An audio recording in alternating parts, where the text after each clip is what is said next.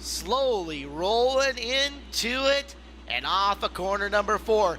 It's showtime at Skagit Speedway. As he exits corner number 3 and off of corner number 4, Tyler Courtney wins the 50th annual Jim Raper Memorial Dirt Cup and pockets over $50,000 to do it. It's showtime! One car with the front of it that was junk, and another car with the back of it was junk.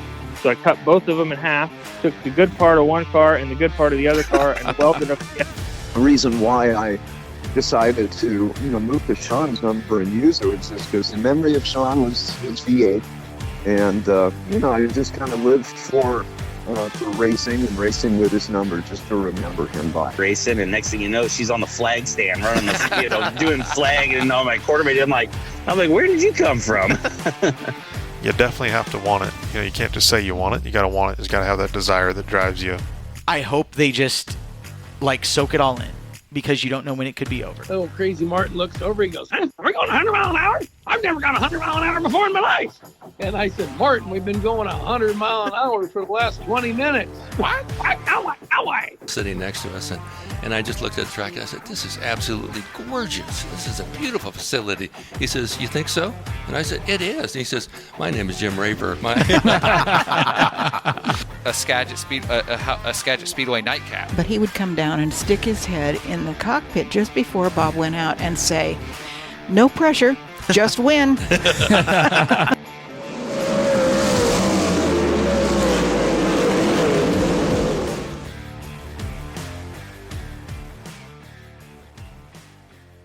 Well, welcome into this week's edition of On the Gas, a Skagit Speedway podcast. This week, we're joined by none other than Tyler Courtney, Sunshine Tyler Courtney, driver of the 7BC for Clauson Marshall Racing, on tour with High Limit Racing. And Tyler, how are you today, sir? I'm doing good. I just had a little bit of physical therapy to get myself back healthy again for 2026. Well, you mentioned that, and I guess let's just kind of start right off the top with that. How are you doing, and are you still kind of on the line for recovery and wanting to be racing in February? Yeah, no, everything's going really great. I had a couple of doctor's appointments in Iowa City last week. Got cleared by one, and then the other one, which is my back doctor, she cleared me, or she didn't clear me, but she's leaving it up to basically to my physical therapist to kind of determine that, and everything that I've been doing in physical therapy, they've been really happy with. So I would definitely say I'm on track to be on track in Volusia in February. And it's been a really good last couple weeks, and it's been tough, but I've been working my ass off to get back. How is this one compared to the last one a couple of years ago? It's been a lot more rigorous. Night and day. The one a couple years ago, I basically had little hairline fractures on 3 vertebrae, like little compression fractures. This one actually split a vertebrae in half, and they had to go in and give. I got 10 screws and about 3 plates fusing from T5 to T9. So quite a bit different. Obviously, a lot longer recovery period. Last time I think I only missed a month of the All-Star season and was back. And this one happened July 17th, and hoping to be back beginning of February. So everything is looking great for that. So obviously if I had to, I probably could have pushed a couple issues here and there, but it wasn't going to do me any good, and wasn't going to do my team any good for me to push the issue to come back earlier than what my doctors are ready for. Is it going to be odd not being in Tulsa racing this year? I mean, it's been a while since we've not had you in Tulsa during January. Yeah, I think, the only few times I've missed it were for, racing in other, like in New Zealand or Australia. And, this year I'm not racing anything anywhere. So, my plan is still to go to Tulsa and not for the shootout. I'm not going to go for the shootout this year, but my plan is to go for a Chili Bowl. Trying to talk Rigsby into letting me be a part of some kind of the broadcast crew. I highly enjoyed getting to do that the last little bit there with High Limit and Chase and Tony. And obviously I know Chili Bowl, they've got, they pull everybody from everywhere. So it would be cool if I could, fit in somewhere into that picture. If not, I'm still going to go and enjoy it and, see all my friends that, you only really get to see at Tulsa. Really your friends in Tulsa, you get to see there, and usually Knoxville. You get to see them about twice a year. So it's a fun race for me. And it sucks not racing it, obviously, but I know the reason I'm not racing is for the right reasons and getting myself fully prepared for to go after a national championship next year. On the injury side, what do you feel like the biggest thing this injury has either taught you or you've kind of learned from being out all this time? Patience. I think patience for sure. And just gratitude, man. Just just appreciating everything that you have in front of you and how quickly it can get taken from you. I had a little glimpse of it a couple of years ago, but I was only out for a month. So you don't really think about it. You're like, oh, I'll right back in the car. We want our first race back out, and boom, right back on the racing. This one obviously is a lot different, and a lot of dark times and not easy times, that's for sure. And so just learning to be appreciative of everything that I've had in front of me, and not taking anything for granted, and really just cherishing every time I get to drive a race car. You're already blessed and fortunate to get to drive for a living and race for a living. Just making sure you fully take advantage of that. Not everybody gets to do this. And I'm very fortunate to, one, still be here, and two, have the opportunity to get back in a race car at a winning level and try and make the most of it. Your career, Tyler, let's kind of go through things a little bit. Your career, I've known you for 15 years now, which is hard to believe. Yeah, I mean, since I was living with Brian and at the house, and you were just kind of around sweeping the floor, trying to get that right. Your career, I don't know if race fans really realize how much you have grinded to get where you are, from, back in 2011 to about 2015 when you're sweeping floors to, you're running the top motorsports car and really grinding when you were living with Spridge and I, and driving a couple hours a day, driving 2 hours north to the race shop multiple times a week to get the hours in at the shop. And now you're one of the best sprint car drivers in the world. Do you ever kind of look back on that, and is it a little bit surreal to think where you were even 10 years ago to where you are now, being one of the best wing sprint car drivers in the world? Yeah, I definitely, it doesn't seem real a lot of the time. And, but I try not to, I guess try not to think about it too much. I just try to focus on what got me to this point, and that's putting my head down and working as hard as I can to be the best that I can be every time I hit the racetrack. And it's worked for me to this point, and hopefully it keeps working for me in the future. I've still got a lot of things I want to do in sprint car racing. But yeah, I think a lot of people, they look at me as basically just like CMR was the start of my career. Basically, that's what a lot of people see. I think that's how it is, like how people look at it, and they don't know that I did a lot, basically 10 years before, leading up to that. And now I'm going in my 10th year with CMR, and it's a lot of hard work and dedication. And but I tell kids that ask me like what they need to do to make it in our sport, and I tell them there's only one person that can make it happen, and it's you. Obviously, some things have to go your way or what, but you have to make those phone calls. You have to get told no. You have to, but if a guy does tell you yes, you got to go out and you got to perform, even if it's not in, let's say, a premier car. If it's just a middle of the road car, you have to go run good in that middle of the road car to get into a premier car, and you have to take advantage of every opportunity. And there's only one person that can make that happen, and it's you.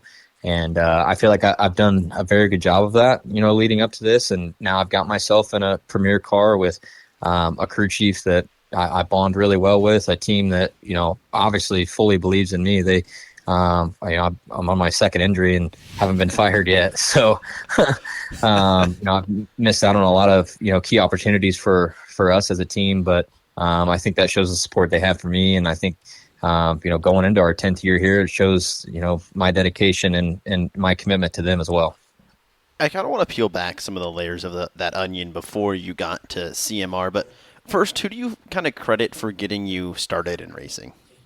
My parents, for sure. I guess even a little bit further back than that, my grandpa, he owned a racetrack, Putnamville Lincoln Park Speedway. He owned it from 1980 to 96, and he competed in the sprint car. I wouldn't really say he raced in a sprint car, but he competed in a sprint car. for a little bit. And then how he ended up with Putnamville is he got an argument with the guy that owned it previously, and the guy said, well, you think you can do such a good job, just buy it from me. And he said, somehow I ended up with it. And he said, so for 16 years later, I still had a racetrack. And so he raced, my uncle raced, and my dad raced, and then I have a twin brother, Taylor. Obviously we started racing when we were 7, and kind of went from there. So yeah, I mean, it's just in the family. I think my first race, or our first race, we were 2 weeks old out at Putnamville, and just kind of, it's been all I've ever done my whole life. What'd you even get in at 2 years old? No, not two. So my first race that I ever was at was 2 weeks old. I was 2 weeks old. Yeah. Okay. Baby. No.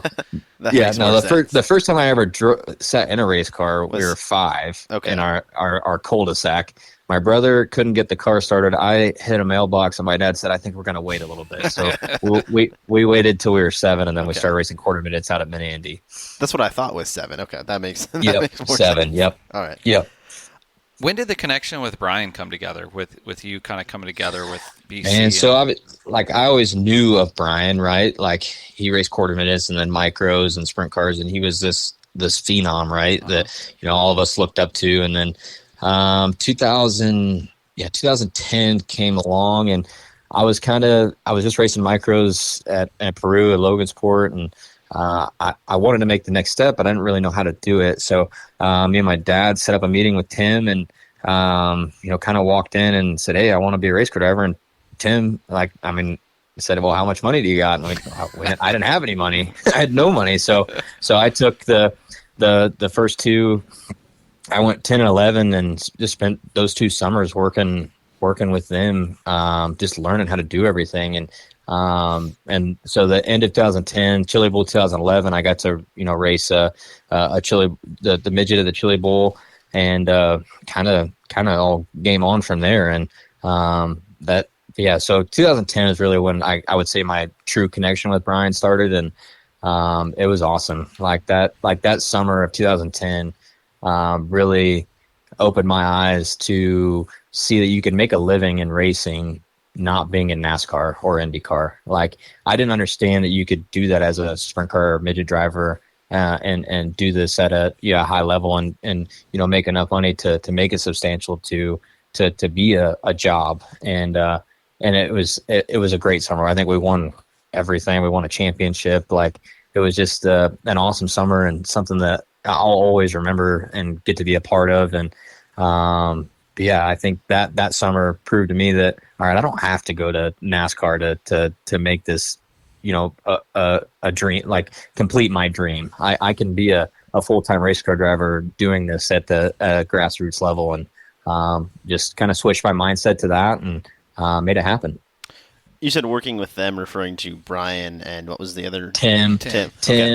Brian, Tim. Brian and Tim own the team, and then we had Corey Tucker. He was involved too, and then we had Big Al. He was, I guess, kind of a crew chief, and then AJ, Bullfrog. And then Bullfrog, and then we had Kyle Robbins too. He was, he was a crew guy, and then he raced himself too. So it was just a great group of people, man. And the office quote, you never know that you're in the good times or whatever. Like you guys know what I'm saying. Like you don't ever realize that you're living those moments until almost it's too late. And those are moments that I'll cherish the rest of my life. Those are some good moments. I mean, we all kind of lived in that house right there at the shop that summer 2011. We were.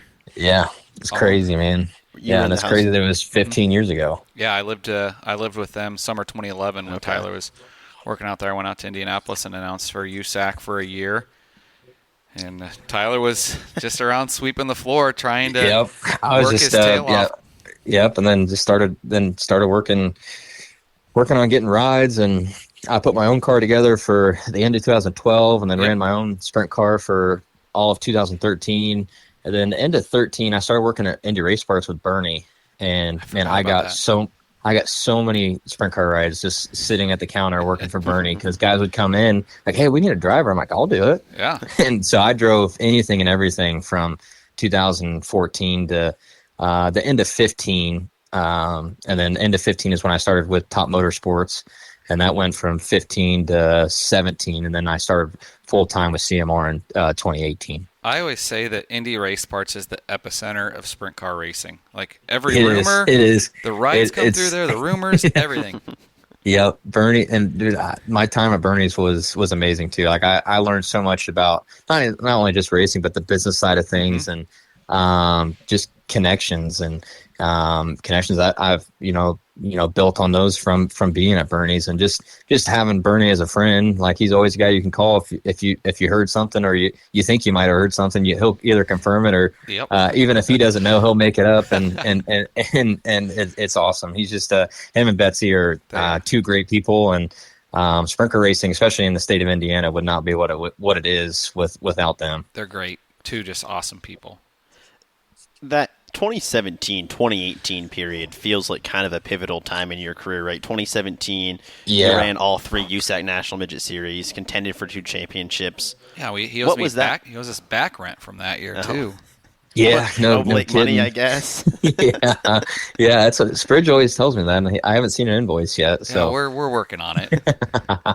But yeah, I would say 2017. Yeah, that was the first year we had CMR. And we did a couple races at the end of 16 after Brian passed away, and then 17 was the first full year. So, Chili Bowl 2017, I won my prelim night. Justin Grant won his prelim night with us. It was just a great Chili Bowl. It was. And then I think 17 we had Shane Golubic with Mount Wood as a part of our team too. And we won midget week. I think Shane got second at Turkey Night, second in the championship. And then kind of that year, I kind of learned how to race for a championship. And that time I was racing the sprint car for top and the midget for CMR.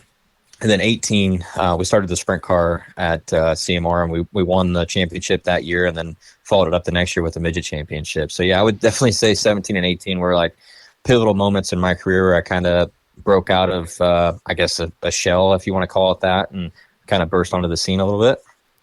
Was it ever difficult jumping between the sprint car and the midget, because they're two kind of different racing realms? I mean, they're both non-wing cars, but was that difficult at all? When you're doing it as many times a year as we were doing it, no. Okay. It just kind of becomes second nature, I guess, when you're doing it that often. Now I would say, like, if I come back from a wing car to a midget, that's a big difference for me. Okay. Obviously, for a guy like Kyle Larson and like Corey Day, those guys are just kind of freak of natures. It doesn't take them very long to get acclimated again. For me, especially not racing a midget, but more than 3 times a year, it takes me at least a night to get comfortable again and get going. Like last year, I went out west with Paul and Kyle and struggled out west. We were in good at Turkey Night, but we blew a tire with 1 lap to go. And then we went to Chili Bowl and almost locked in on our prelim night. So it just took me a lot longer to get comfortable than so to say, like from 2017 to 2021 when I was doing everything all the time. Mm-hmm. It was easy for me to go back and forth. But now that I'm kind of super hyper focused on wing sprint cars, it is quite a bit more difficult for me to jump back in a midget and go compete for a win. Along those same lines, did you ever find your non-wing traits kind of leading over into wing sprint car traits at all, or is it kind of still the same where you're doing I would say definitely some of my traits still kind of leak over into the wing stuff, and some nights it helps me and some nights it hurts me. I would say when we go to the short tracks, it definitely helps me doing things that you don't have a lot of wing speed that's pushing the car down. It's more of like a non-wing race. So I feel like short tracks, kind of benefits me for that. But, sometimes when I let the non-wing stuff bleed over on the bigger tracks, it does hurt me. But I feel like I've done a good job the last couple of years of kind of eliminating that and learning how to become a wing sprint car driver. And I think when you're racing against guys like Brad Sweet and Rico Abreu night in and night out, it definitely makes you step up your game. And, something I still got to work on, but something I'm definitely working hard at. I think that's the cool thing is, Brian obviously had a huge influence on you, and I want to talk about him a little bit here. But, Brian, unfortunately, when Brian passed, he was right in the middle of that transition period to, I think, really kind of leaning the wing car. He was into a wing sprint car driver from a non-wing driver, and that's a transition that's not easy that I think he was really getting successful at. And you obviously followed in his footsteps 6 years later, or 5 years after he passed, and turned your very successful non-wing career into quite a successful wing career. Is that something you ever talked about with Brian? Was that transition period? I don't know that we ever talked about it. I think we talked about it was just like, was he enjoying it? And he definitely was. Like, it was a new challenge for him. And I think that was the same thing for me, like coming over, like it's a new challenge. Like, we've kind of done what we wanted to do on the USAC side of things. Like, what can we do to keep pushing ourselves to be better and be on the forefront of, where our sport's going. And I think obviously in 2021, wing sprint car racing was on the way up, and dude, now you look at it, like it's incredible. And I think we made the right move at the right time. And I think Brian, he was going to be uber successful at anything he ever did. And unfortunately, we just didn't get to see that come full circle. And, but I think right now, he'd either be running, for an outlaw championship, if not, maybe already won one by now, or be competing on a high limit side of things. And I do think, I think Brian would have been a high limit guy. I think he would have been. I think he would have been a proponent for making just a change in the sport and for the better too. And I think that's one of the reasons that we are a part of high limit, is just kind of going in that direction to keep building the sport and without really degrading it at the same time. Brian, it would drive you nuts because he was the kind of guy that it didn't matter what he did, he was good at it. Yeah, everything. Pick up a video game, he was good. Pick up, basketball, good. Yeah. Race car, good. Any sport. I mean, remember the ping pong that we'd play in the basement in the ping pong table at the shore house? Everything. I remember everything beating he him was in ping pong. so good at. God, I finally beat him at something. Yep. You're like, I don't want to play you ever again. Yeah. Oh, it was incredible. Well, it's like, but just how competitive it is. Like, so my first USAC win, I got to beat Brian, and for me, coolest thing in the world.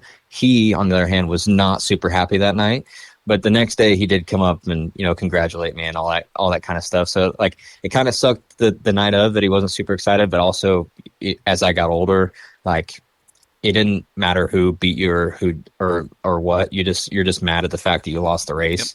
Yep. And obviously, like, I understand that now. So it's just but yeah, for me, for my first USAC national win of any sort, I got to beat the guy that I grew up idolizing, and he was my mentor. Like, that was one of the coolest things I could ever do. Yeah, I think that Brian looks down and would be very proud of what you have accomplished. I think that obviously you've had a very successful career in the non-wing car and the midget, obviously championships there too, your 2 all-star championships in Kings Royal. And is it crazy to how fast you guys adapted to the wing car? I mean, it was really half a season, I'd say, to transition period to the next year full-time wing car champion.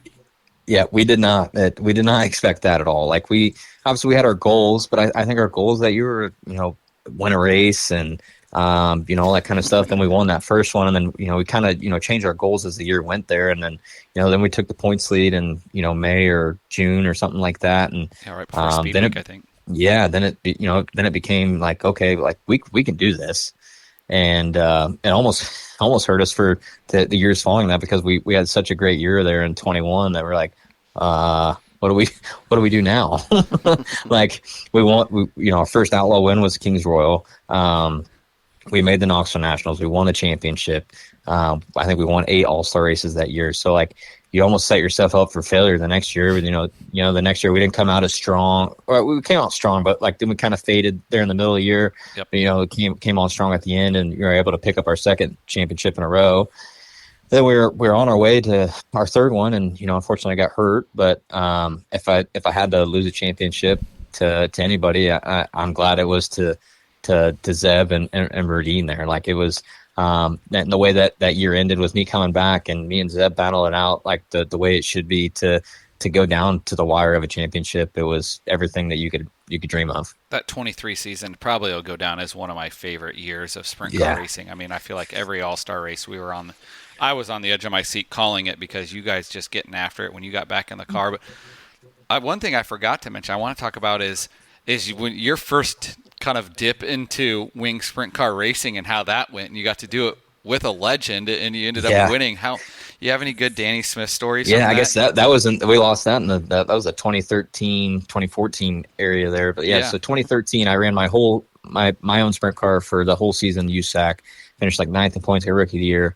We got to the end of the year, and Danny Smith had reached out and talked about running a wing car. I'm like, sure, why not? So we went to Lincoln, Illinois on a Friday night with the MOA series. First time ever in a wing car. I ran 4th. So the Christopher Bell won in the Fox Brothers car. Brian Brown ran 2nd. Terry McCarl ran 3rd, and Joey Mohan ran 5th. Joey Mohan ran 4th. I ran 5th. And then we drove from Lincoln, Illinois to Chillicothe, Ohio the next night, which that's where Danny lives. And I'm running like 3rd. Smith blows a tire. Then I'm running 2nd, and Caleb Griffith is in the Rick Ferkel car, and he blew a tire as well. So I've kind of fell into the lead, but I ended up winning my 2nd night ever in a wing car. And now I look back and I'm like, man, I probably should have went wing racing a long time ago. Because my first ever win in a sprint car was with a wing, not a non-wing, and that's what I did for most of my life was non-wing racing, which is kind of crazy. But yeah, just to get to do that with Danny and just having that relationship with him, he is a legend, and Absolutely. like he's still racing, man, and he's still winning. I think he's still winning. Like 50 years in a row. I know it's not outlaw races or anything like that, but for him, he's doing everything that he wants to do as a race car driver, and I'm glad to call him one of my mentors and one of my friends. Do you ever miss the non-wing midget side of things, or are you really just content where you are now? At times I do. Like, I think events I miss. Okay. Like, I get to do Four Crown and stuff like that, like SmackDown, or I like Turkey Night and Chili Bowl, which I still try and do those. But I would say I'm overly content doing what I'm doing with the wing sprint car side of things, especially with how fast that side of things is growing, and the potential for it to keep going and keep growing, not only as a sport, but, us as a team and me as a brand for myself. Just being hyper-focused on that and trying to make it the best that I can is super exciting for me. And I would say I'm even more excited now after obviously missing, 6 months of what was going to be a great season. Just excited to get back and attack it harder than I did before. Bear with me through this. I try to get my thought across. In the earlier days of sprint car racing, kind of when you started, you mentioned making a brand for yourself. I don't feel like sprint car racing was really at that point, but now it's shopsunshine.com, shoprico.com. You've kind of seen the brands and the names of the drivers really kind of take over and move more into the forefront. Has that been a challenge or brought its challenges to kind of, you always are marketing yourself, but it seems kind of different. You kind of see what I'm saying? I'd say it's always a challenge. Like, Rico's so freaking good at it, man. Like, he is, like, I would say he's the benchmark, right? Then I would say Gravel's probably second at it, and then the rest of us are all just kind of fighting there for the rest of the top 5. But I think, and I got to thank Brian for this, but like him giving me the nickname Sunshine, like, it's helped me, grow my brand, faster than I would say most people can, because I think Sunshine's a very marketable thing and something that people can relate to. And I think my personality definitely fits my nickname. And so yeah, it's tough, and I try to grow it as big as we can. And I'm getting married in a couple weeks. My fiance Asia, she's helped me immensely the last couple of years keep growing it, and it's part of her job too. So she takes pride in it, and it's been fun to kind of get to work together and put our brains together to keep kind of trying to grow it and make it great for fans and us and everybody involved. When he was given that nickname, I can tell you he did look like Sunshine from the movie. It wasn't a stretch. No, I had long blonde curly hair, and it definitely fit. That's for sure. But it's funny now. Like, I don't even think half the time people even know that my real name is Tyler Courtney. It's Sunshine. Like, if you say Tyler Courtney, like, who? And you're like, Sunshine. Like, oh yeah, I know him. That's a brand, though. I mean, it really no, is. And that's the beauty of it. But it's funny. I think one time I made a shirt that didn't have Sunshine on it, and people didn't buy it. Like, it wasn't even on purpose. It just kind of happened, and you're like, I don't want it. It doesn't say Sunshine on it. I'm like, oh, okay. You've got so many connections to Brian, and I think one connection, a big connection that many people don't realize, is the sponsor on your car, NOS Energy Drink. I mean, that was a great partner of Brian's. I mean, think back to 2011, the amount of NOS Energy Drink we had in the shop that summer. I drank so much NOS Energy Drink those summers. Oh man, we hammered it. That one that tasted like the mountain, almost like a Mountain Dew. It was like the green and can. then so it's obviously a little bit different ownership Mango. and Mango. But yeah, since from 2011 to when we started with NOS, different ownership and managers and all that kind of stuff. But Lauren Albano has been, the one constant with us with NOS Energy Drink since 17 or 18. Yeah, and it's been an amazing partnership. And you talk about growing your brand, having a brand like NOS Energy Drink associated with you definitely helps that. And it's been amazing to be a part of the growth with her and her company, and trying to take it to the next level and all that kind of stuff. And we get to do a lot of cool stuff, a lot of films and videos and all that kind of stuff each year. And we've got a great group of guys that are, under the NOS banner, and it's a lot of fun making those videos that people get to watch and see in commercials and all that kind of stuff. How big has Lauren been for you? I mean, obviously you talked about branding. She is so good at marketing her brand. Have you learned a lot from her about that? Yeah, and I try to pick her brain as much as I can. Like, it's tough. I think for her, it's almost like it's like someone asking you about why you did something on the racetrack. Like, it's almost second nature. I think for her, like, she's so good at her job. Like, she's like, well, I just did it. You know what I mean? Like, so but I think that's what makes her so good at her job, is that she is that good. Like, but yeah, I mean, if you ever have a question, or I think, and a lot of people go to her now, especially now that she's been around for so long. Yeah. A lot of people have a personal relationship with her that can, feel comfortable asking her, like, hey, what do you think about this or that? Or would you want to be involved in this event or that event? And it's been cool to kind of see NOS keep growing. And obviously it's been good for them to be a part of Grassroots, and hopefully it's a partnership that we get to keep for a long time. You brought up the videos. Which one of those is kind of the most fun to film, or your favorite to film? Man, probably there's two of them. Like, there's one at the Speedrome in Indiana that we had a bus, a limo, and a bug, and we were racing them and stuff like that, and we destroyed a lot of stuff that day. the year after that, we went to Irwindale, and we all had slug bugs, and we raced those and had to do driver changes and pit stops and all that kind of stuff. Those were the fun ones. Like, when we're all kind of on the same playing field, like the bug one, and we're racing, and we destroyed stuff that day too. And it's a free for all. It's like, when we sign waivers, we're not trying to hurt anybody, but they want us to make great content as well. Those are a lot of fun. And then one of the ones we did was super difficult. So you had the driver was blindfolded, and you had a partner with you in the passenger seat. Yeah. And you had to just fully trust that guy. And we had a lot of close calls, but no, I don't think anything got crashed that day, which is amazing, because it was a beautiful Camaro that we were driving. Those videos are fun to watch. Yeah. I mean, they do a nice job, and it has a feel to it that not often do we get to experience in grassroots racing. So I think that's what makes it so unique. It's a full blown production. It's amazing. It's like, I've never been in a movie, but I would say it's probably as close as you can get. Like, it's crazy. We do everything but pretty much makeup, because I don't think you can fix our faces. No. So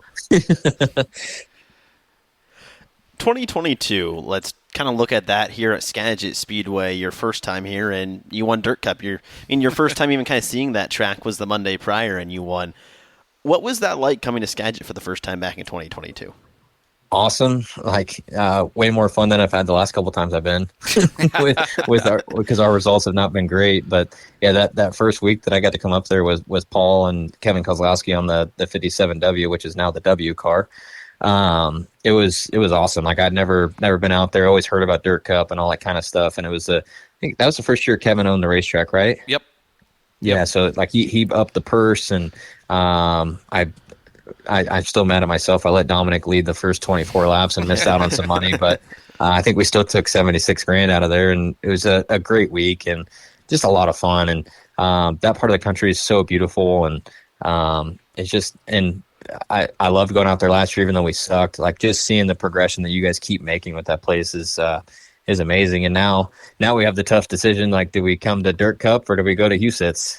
And I think for us, can we see you in Dirt Cup? Yeah, well, I think for us it's an even tougher decision, because obviously for the championship, like, a turning point for our last 2 years there has been Skagit. You have 3 nights there that are all points paying events, and we know we have to get better. So it's definitely, we have both on the schedule right now, so it's going to be, I don't think it'll be game time decision, but it'll be a decision made a little bit later on. Yeah. I think that you're not alone in that boat. I'll be fully transparent. I think there's going to be a lot of high limit teams, or a good majority of them, that the decision's going to be made the weeks leading into Dirt Cup. It's not a decision being made in December, January. Yeah, because at the end of the day, especially for where our team's based, it's hard to drive past Husitz for 450,000. Like, but also for our main goal and objective is the championship, and if we can come, go to Skagit and race for a great purse as well, and get more notes for when we come back there when it counts, and which is also a big paying race. It's going to be beneficial. So definitely a lot of conversations we're going to have, but it's just going to depend on kind of where we're at, and what's like, if you heard engines or cars leading up to that, then you're probably gonna stay closer to home and go that direction. But if everything's looking good, then I think you just make the trek out there and go support Kevin and you guys for Dirt Cup.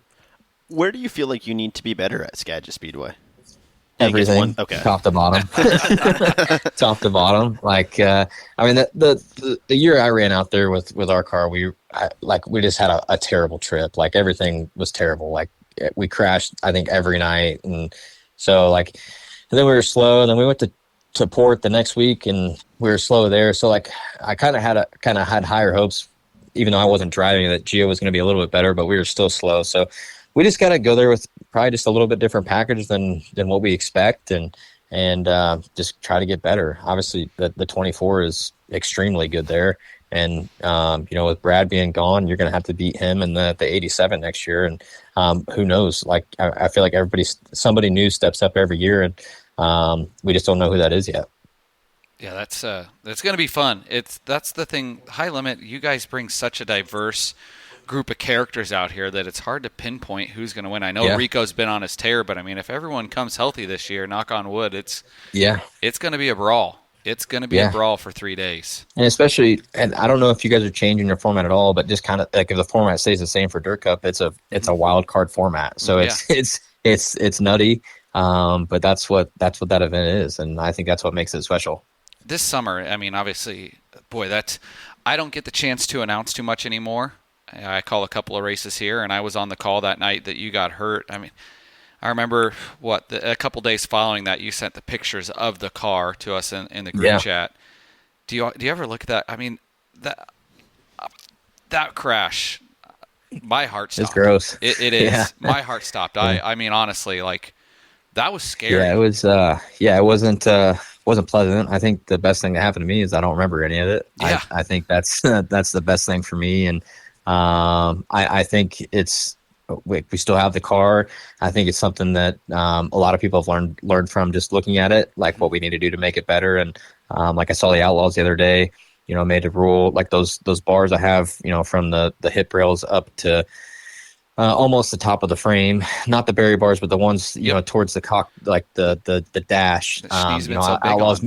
Outlaws, made them highly recommended for next year, and I would imagine year following they'll be mandatory, just to give guys kind of time to change their stuff. But I without those bars, I don't think we're having this conversation today. And I'm a firm believer in that, and so if there's any positive to come out of my crash, is that we get to learn a lot of how to make things better and safer, and keep making our sport as safe as we can. It's racing. Racing is dangerous. We know that as soon as we sign that pit pass sheet to get in.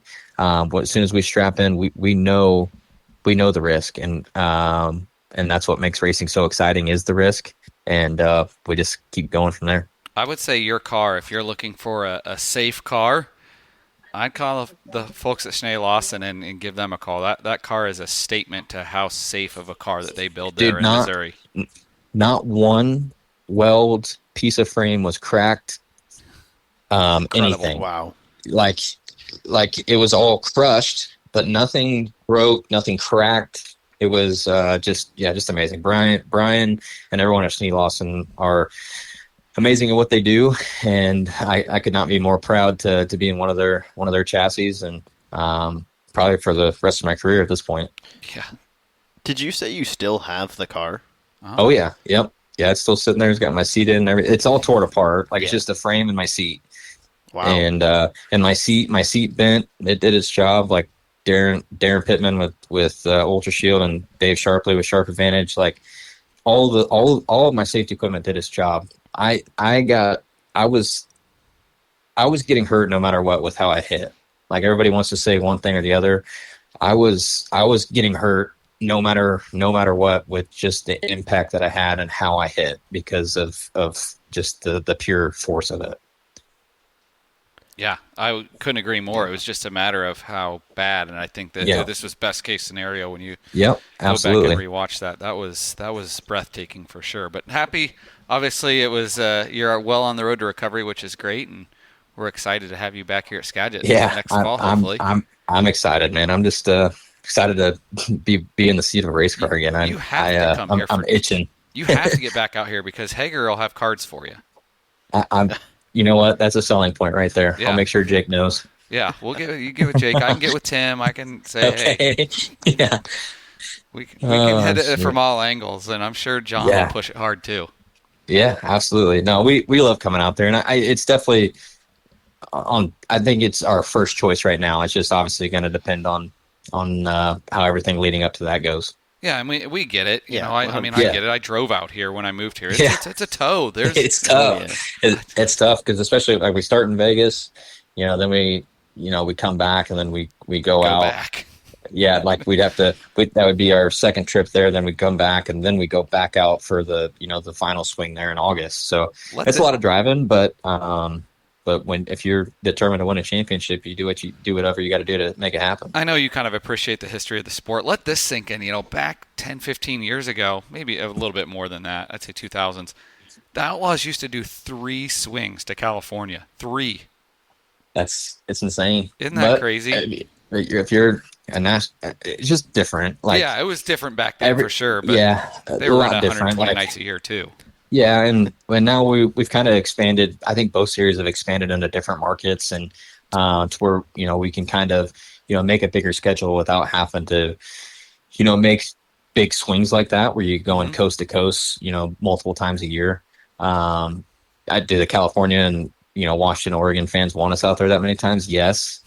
Do we enjoy being out there that many times? Yes, but just hard. financially and to make it all make sense, you would kind of have to do the schedule that we have now. How big has the merchandise game been for you? You've really seen it explode. Obviously, as you mentioned, your fiance and 3 weeks from now wife, Asia, has done an incredible job continuing to work with your fans and growing your brand. But how much of a focal point is that for you guys really kind of right now in the off season when you're not racing? It's huge. Like racing is my first job. I would say merchandise is my second job. Mm-hmm. Like that's my second income. And I know we kind of beat the dead horse, but the fans, like when they come and buy a shirt, like that goes a long way, and we appreciate the shit out of it. And it doesn't go unnoticed. And I enjoy being in the trailer when we High Limit has the fan part of the night where we, after qualifying, we go into the trailer for 30 minutes and, sign autographs and all that kind of stuff. I enjoy that because people get to put a face to the name and, get to know me a little bit on a more personal level than they would just watching me on the racetrack. So I enjoy that. And, it's a huge part of our life and our business. That's something I take a lot of pride in, Tyler. It's just kind of watching from afar and seeing you interact with your fans and how much time you spend inside your merchandise trailer. I tell, Levi Hillier out here, I told him, just pay attention to Tyler and how he interacts with his fans. You, Rico, there's a lot of you that do a great job, but there's some that don't. But it warms my heart to see how much you interact with your fans and how hands-on you are. Yeah, and it's tough because obviously you have your nights where not everything's going great, so you got to put on that that happy face, and because those fans are there to see you. It doesn't matter if it didn't matter. Yeah, it doesn't matter if you qualified 18th or not. They don't care. They're just there to see you. So, and you suck it up and go sign autographs, take pictures, and make those people that came and spent their hard-earned money, feel special and make them want to come back. How do you kind of manage that side of keeping your merchandise full and stocked when you are on the road so much? How do you kind of? I know you kind of ship it to track sometimes. It's tough. But yeah, it's definitely tough for sure, especially because you kind of have a set plan for the beginning of the year, like Asia does. She's she's got all our, when we're getting designs and all that stuff laid out, for the season now. Mm-hmm. But obviously sometimes you go to a point of the year where you're running really good and you're selling more than you expected, and then you're out of stuff and you're like, oh crap, we're getting ready to go on the road for 2 weeks and we got nothing. We got to do something. And it's a lot of work. It's tough, man. But you try not to take those moments for granted either, because there's times when you're sucking and you're not selling anything. So it's definitely a performance-based sport on both ends. If you're not making any money in the race car, you're probably not making any money on the t-shirt side of things either. What's it been like? You and Asia started another business this past year in Knoxville, with the tanning business. What's it been like kind of learning that industry and trying to get that shop going down in Knoxville? Yeah, and I would say that's a lot of her and her mom. Okay. I kind of just help make the initial investment here to get it going. But it's been cool. It's been cool to kind of learn, another business. It's a pretty simple business. Pretty low overhead, nothing too crazy, but it's definitely starting to pick up with the weather here in Iowa going towards the winter side of things, and people wanting to come in and get some UV and just a little bit of happiness aside from the gray clouds outside. So it's been cool, and it's fun. It's just another thing to just kind of expand your horizon, and some of the things we learn on this side of things we put into the t-shirt side of things too. You guys have had a pretty good winter so far, though. I'd say that. It's talking to my mom and dad that live not. Yeah, I think we're getting ready to get. I think we get our first snow this weekend. Yeah, so that's what Dad said. So it's been good so far, and we had a pretty decent winter last year. So I'd imagine this one's going to be pretty rough. Have you gone to PJ's Deli lately for me? I did. I went the other day actually. Oh, good. I appreciate it. It was so good. Yeah, I would drive home. I fly home tomorrow to have PJ's Deli. I'll say that much. Yep. I had Giovanni's for the first time a couple weeks ago. I haven't had Giovanni's in 25 years. Yeah, it was good. It was really good. It's all my hometown. Tyler lives in my hometown, but he got put on my part of my friend's shit list because Tyler moves from Indianapolis to all places my hometown and doesn't even say anything to me. I had to find out in the group chat he moved to my hometown. 15,000 people. To be fair, you don't live there anymore. I don't, but yeah. So I gave Tyler and Asia a list of places to go, and there's a lot of good food. Giovanni's, boy, that's been a long time since I had Giovanni's. Yeah, they still cut it like tavern style. Oh yeah, little squares. Yeah, pizza. Yeah. Okay. Yep. Huh. Taco John's right next door. I could go for that. See, I'm not a big Taco John's fan. I know, that's where I say you're an idiot. Yeah, not a big Taco John's fan. Taco Bell through and through. Really? Taco Bell's good, but it's not. And I'd put Del Taco second, and then Taco John's maybe third. Blake's shaking his head right now. It's just not. They have one good thing. They have their Olays. Yeah, the Olays are legit. Yeah, But other than that, not a huge fan. Is the house hunt going okay? I know you were talking about looking at maybe moving again. Yeah, we've found a couple places, but we can't do anything unless my house sells. So and nobody wants it right now, so we're just kind of content. It's been not so bad. The dam, or not the dam, the mile-long bridge is back open, so that helps immensely. Especially having a business. The dam was closed for a little bit, but they never full time like the bridge, so that made it difficult, especially starting a business and having to drive instead of 30 minutes 40 minutes or 45 minutes to get to so it's been a lot better having that open, and we've been in kind of wedding mode, so just kind of put that on the back burner for now. Yeah, what's that been like? We're 3 weeks out. told you before we went on, I need to book my flight today. But Yeah. we're 3 weeks out. No, it's been good. Another thing that I'm pretty fortunate that I have a great fiance and her mom. They do almost everything wedding related. So I have a itinerary of when I need to show up and where I need to be, and I'm going to follow that directly.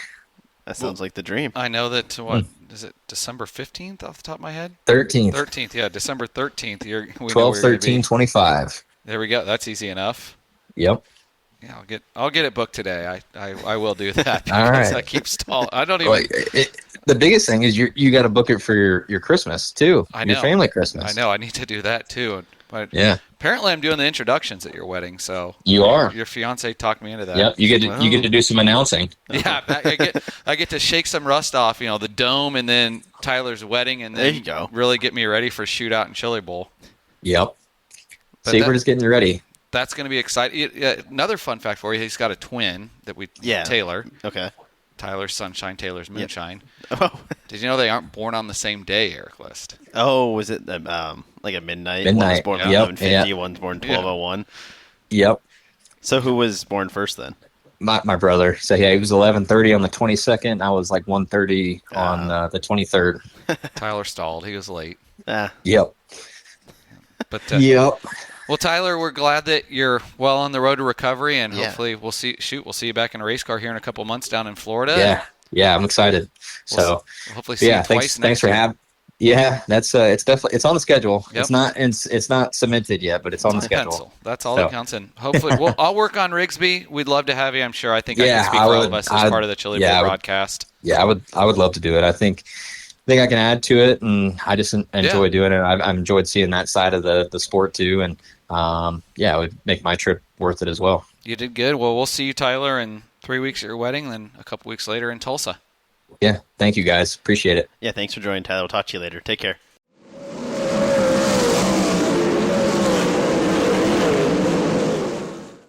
Well, good chat with Tyler Courtney there. Appreciate him joining us. And as you heard, well on the way to recovery, and maybe see him a couple times out here next year. I think that, as I said in the interview, I think you're going to see a handful. Last year we had a couple, and I think you're going to see a couple more this upcoming season at Dirt Cup with the way the schedule lands for Kubota High Limit Racing. If you don't know, they are off for Dirt Cup, and the following week they race in Billings, Montana for the Racer Dean Foundation race, which is 8 to 10 hours, I'd say, from here, kind of halfway between us and Huset's. So I think you're going to see a handful of teams making that decision. Do they go to Huset's, or they come to Skagit and race for six-figure purse, and also get notes for a big 3-day swing with the Skagit Nationals at the first week of September.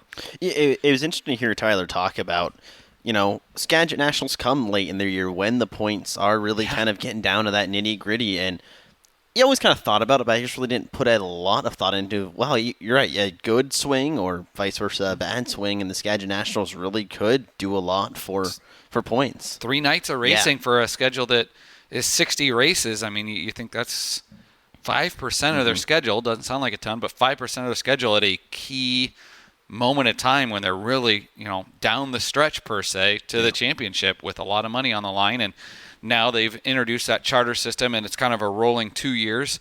So you can really put yourself in position for some really, really good money in their charter system 100%. for years to come, because it's 2 years, your 2-year point average. So that doesn't just dictate 1 year. That can help dictate the following year as well, Erik. Yeah, and that's where High Limit, has kind of differed themselves and trying to change and innovate and go a different way, and that charter system and kind of rolling over points has been something that's different, but I think it's been taken really well, and it's going to be kind of fun to watch and follow because it's still in its infancy. And how does it do, look 5, 8, 10 years down the road, and who's all still in it, who's maybe got a charter, maybe who's sold or lost or what have you. And I think it will just add an interesting storyline kind of to that entire series. I think it's unique. It's something different, and you want the other side of the perspective. If you go to the Dirt Vision social media channels, their YouTube, Connor Wade had a 40-minute chat with Brian Carter, the CEO and founder of World Racing Group, and they talked about that. It was a very candid chat. I thought it was pretty good. It's 40 minutes, and they really peeled back some layers in that interview that was very interesting. So you can kind of get the different viewpoints there on what they're trying to accomplish with the Outlaws and what High Limit. Obviously, we kind of align ourselves with High Limit with the involvement at Skagit Speedway, which is very good, and we've had a great relationship with them. But this past weekend, to shift gears, spent the weekend down in Portland at Warpa. Yeah. A lot got accomplished. I think, Skagit Speedway, our schedule, the ink's starting to dry. Just a couple of things left to work out on that. John goes down to Reno at RPM, another racing workshop next week. I'll be in St. Louis for the Gateway Dirt Nationals on Flow Racing. If you're looking for something to watch, certainly check that out. Is entertaining and wild. There are so many verbs you could tie to what the dome is, but it's certainly entertaining, that's for sure. But nonetheless, I'll be there. John will be out down in Reno, and the NARC schedule starting to come together as well. They're not quite as far along as we are, I'd say, but really a lot got accomplished at Warpa. Then I think they're going to start to put the finishing touches on the NARC schedule down at Reno, which I'm excited for that to get rolled out. And 410s on the West Coast, we're really going to see some growth, I think, in the next year or two, for sure, which is exciting. And that growth all just leads to kind of, 26 promotions, Kevin Rudine getting and acquiring NARC and now having, Skagit as he has for a while. But it allows tracks and series just to kind of work together. That's a big thing I think Warpa helps with, is it allows, promoters and everyone down the West Coast and up the West Coast to work together, because the more you work together and the more, hey, Skagit's dark one night, well, a track down in California has a big race, or Grace Harbor has, a big race, or vice versa, or just things like that, I think makes sprint car racing healthier. It makes it better for everyone, because you have teams that, like we talk about, whether you go to Huset's, for the High Banks National, I think it's called, right? Yep. Off the top of, or whether you come here for Dirt Cup, teams look and they want to go run the big money events, and allowing, just a little bit more fluidity kind of between the schedules and freedom is going to be a big thing. You talk about working together. Well, today a kind of milestone announcement comes out of Central Pennsylvania. There's going to be a Central Pennsylvania Sprint Car Series, 47 races across Central PA tracks, $1.8 million up for grabs, $50,000 to win the points. They're all going to be minimum $6,000 to win, a minimum $500 to start, or $600 to start, right in the, I can't remember which off the top of my head, but good money there, an injection of money. And I think talking with a racetrack out there, talking with the folks at Port Royal Speedway this morning on the phone on the way to the racetrack before the announcement, it's gonna enable PA to kind of start to retain some talent that they've really kind of bled the last 10 to 15 years. And that's great news for Central Pennsylvania. I know there's kind of been mixed reviews from the race fans on social media, but that's to be expected with Central Pennsylvania race fans, because they are a passionate bunch, to put it the least. But I think it's a great thing for Central Pennsylvania, as long as they work together or continue to work together. Yeah. That's going to be big. But that's another thing in sprint car racing, where the injection of money that we've seen is going to be, that's just going to add to it. It's going to be bigger than ever. And 2026 is really forming up to be a big year. And we're 2 weeks away from, or 2 weeks away from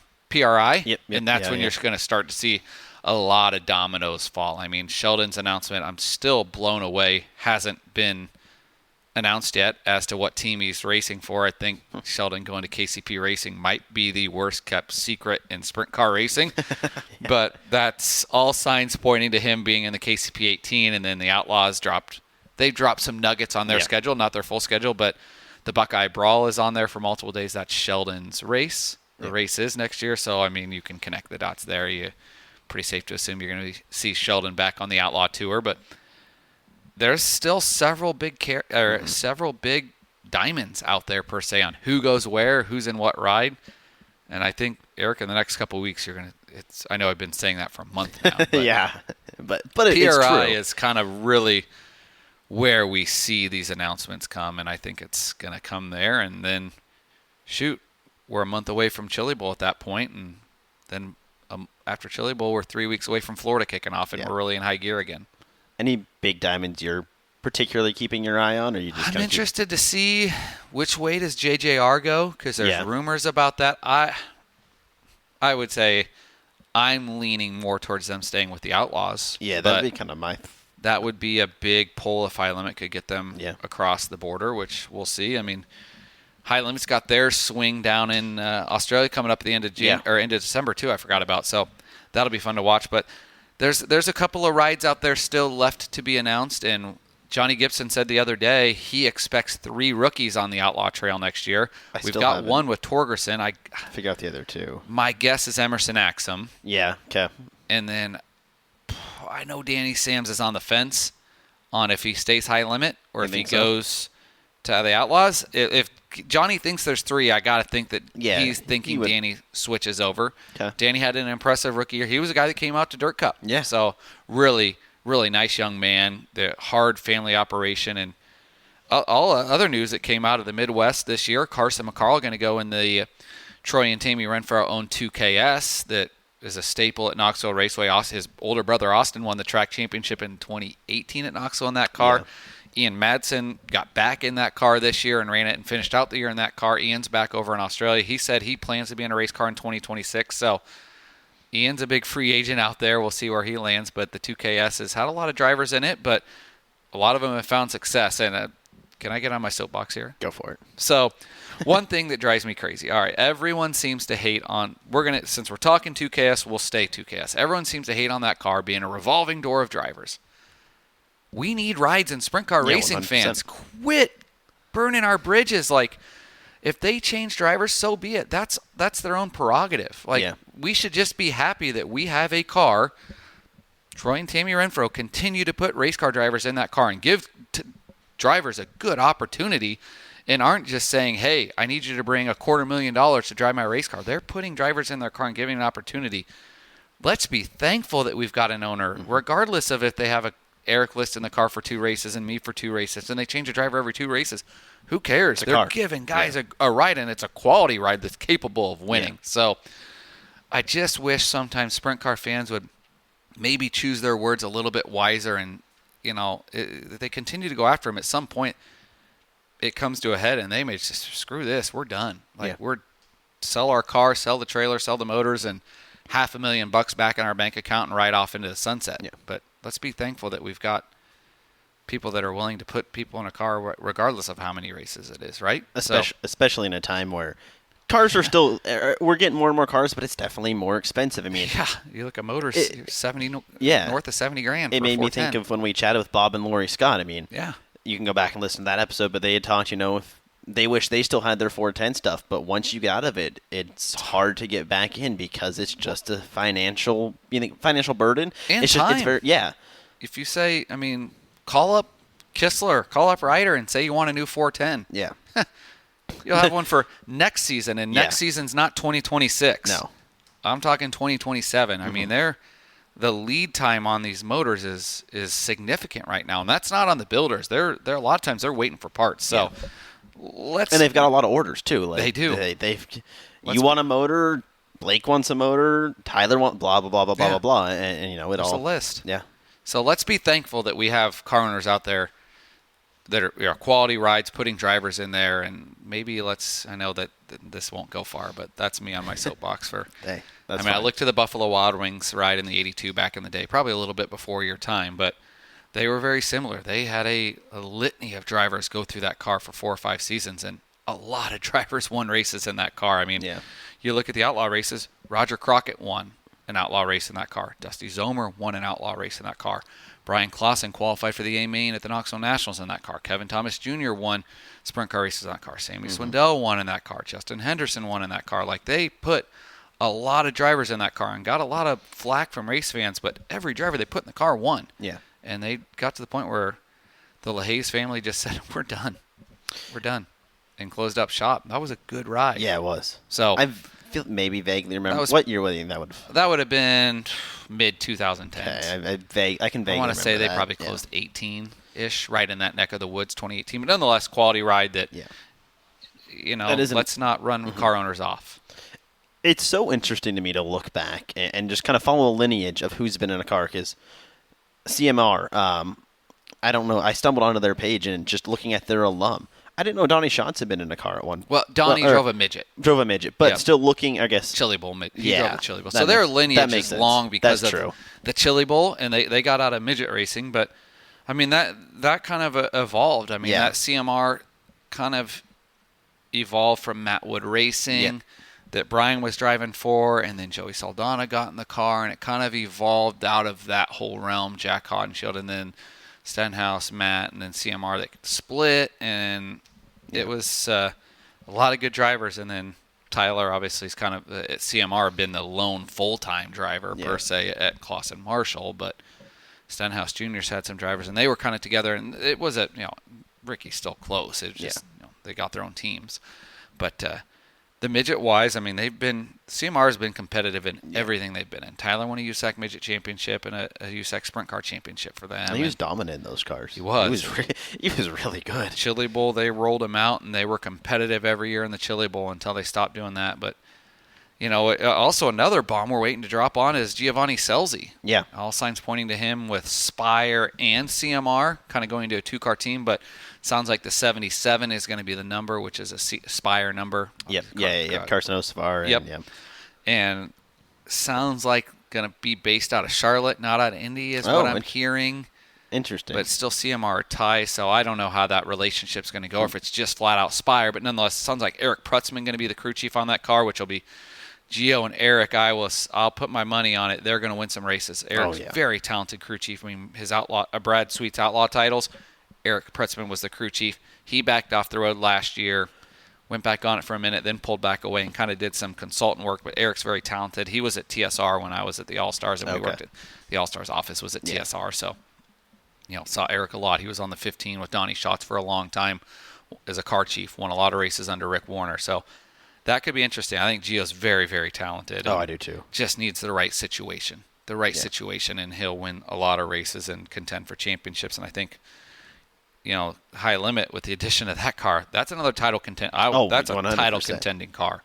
You look at the title contenders next year with High Limit, it's going to be fun watching those races on Flow Racing. So if you don't have your Flow Racing subscription, highly, highly encourage you to get that now. It's good for the whole year. Yep. It doesn't just, you don't pay $150 and it expires on December 31st. You buy it today, it's good till next year. And you look at what you're going to get the next couple of weeks. You're going to get the Dome. You're going to get High Limit down in Australia. You're going to get Tulsa Shootout. You're going to get the Chili Bowl. Then the Lucas Oil Late Models kick off. Then High Limit kicks off, and you get Port Royal Weekly. You get the major events at Skagit Speedway are all on there. So a lot of racing to be consumed there. A lot of sports, wrestling, basketball, everything. So check out Flow Racing, and they got a lot on there. We watch it quite a bit. Even if you're on the fence about the yearly, December is the month to just get a monthly subscription. Yeah. Check them out, and then if you want, if you like it, then re-up, get the yearly kind of when High Limit comes through. But December and January, if you're looking for just monthly subscriptions. And you can't get that through Flow Racing. Yeah. But if you go to Flow Softball or something like that, a lot of those have a monthly subscription price. Did Flow Racing drop the monthly thing? Yeah, I believe so. Okay. They may have brought it back. If you can't find it, you can get a monthly never through mind another then. Flow Vertical. Oh, okay. And with your subscription, you get all the sports. So just because you subscribe through Flow Softball doesn't mean you don't get Flow Racing. No, you get them all. Yeah. So if you go through a different vertical, go to Flow Softball or Flow Cheerleading, they've got all sorts of sports. Yeah. Sometimes different verticals offer a monthly subscription. Okay. So. My apologies. But no. They might have it now. They may have it because it goes off and on racing. So if they don't. Either way, check it out and see if it's there. Don't quote us on it, but. Yeah. Go the yearly for sure. Check it out. It's good coverage, good racing, lots of good stuff on there. As you mentioned, December is going to be big. You're going to get the Dome. You're going to get High Limit in Australia. You're going to get the start of Tulsa Shootout. You won't get all of it, but we start on the 29th. Yeah, because I fly in the 28th. So the 29th, I think we practice quite a bit, and then we have some heat races in that night. And speaking of Shootout, geez. What's that? Last year, I meant to check what the entry count's looking like. We were at 1429 on December 2nd. As of today, I just sent in an announcers group chat. We are at, because I added it up this morning. Let's see if I can beat you. Here we go. 1,336 entries so far as of November 12th. So we're at 1,300. Yeah, 1,300? Yeah, we're at 1,336. Yeah, so I think they had November some changes. 12th. Okay. So I got to 1,309. So sometimes they drop some. Yeah. Add some because guys back out. But nonetheless, we're well north of 1,300. So we're pacing good. Chili Bowl's at 162 right now. So Brian just dropped a bunch of them on today. And also keep in mind this weekend we have the Turkey Night Grand Prix, Saturday night. Because when this comes out, Kern runs tonight. That'll be done in the books. USAC races the Jason Leffler Memorial tonight for $12,500. Well, if you're listening to it on a Wednesday, watch it tonight. Yeah, if you're listening today, then watch tonight. But if you're not, Saturday. That's a Wednesday race, right? Or no, I'm thinking tonight. Tuesday. Oh, never mind. Okay, yeah, you're tonight. right. So okay. yeah, so you won't be able to see that, but we won't cover that because this will come out post-winter. But that'll be a good one. Saturday night, Turkey Night Grand Prix though, so that's going to be fun.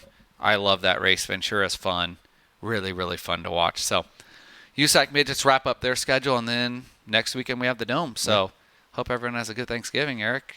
Lots of food to eat. I'm good excited. Stuff. You got any thoughts before we wrap it up? No, not at all. All right. Well, we'll next week you'll have a guest because I fly to St. Louis on Wednesday. Unless, we could do something early in the week too. But nonetheless, we'll have an episode next week, whether it's me or you and Caleb, you and Justin. I think you reached out to JY. So yeah, JY or JY whether will he's be fun. busy or we'll get something. He mentioned it. So we'll have an episode next week, and then we'll come back and I'll recap the Dome, and we'll talk. What's the PRI at that point? Because it'll be kicking off that following weekend. So 2 weeks from now, we'll kind of have a recap episode of maybe what comes out of PRI and what's going to happen in 2026. We'll have a good idea, and then we'll get to leaning into Shootout and Chili Bowl. So I'll miss a couple of episodes late December, early January, but you'll be in good hands with JY. Oh, yeah. Or yourself, JY, Caleb talked to JY at the Deming Bank. Was like, hey, you or Caleb or someone, and he's like, so. Caleb and I will both be in Tulsa for 2 weeks there, so you'll have to swing for the fences with JY, but he's excited. JY does a great job. He's a good dude. But yeah, it's going to be a big month here in racing. Check it out. Subscribe, share it, like it. Help us out. We're trying to continue to grow this podcast. And check out our YouTube channel. We're continuing to post some old races. This week we've got 1993 Dirt Cup that we recorded, so maybe which was really cool. A lot of good old interviews in there. One of them, we talked about the National Sprint Car Hall of Famers that were interviewed at the top of the show. So we've got a lot of 1986 that we've got in our Rolodex too. So a lot of 97. We're continually adding to that Rolodex. So keep in touch with our YouTube channel. There's a playlist. I think I just have it, Skagit Speedway Classics, that every time I add one, I just add it to that playlist. So if you're looking to watch some old races for a while, just click that playlist and let it play. There you go. But that's on our YouTube channel. Make sure to subscribe to our YouTube channel. Follow us on YouTube at Skagit Speedway. You can also follow us on Facebook, Instagram, TikTok, Snapchat, and Twitter, all at Skagit Speedway. Easy. Yeah, it's simple. Other than that, thank you for joining us again on this week's edition of On the Gas, a Skagit Speedway podcast. Take care and happy Thanksgiving, everyone.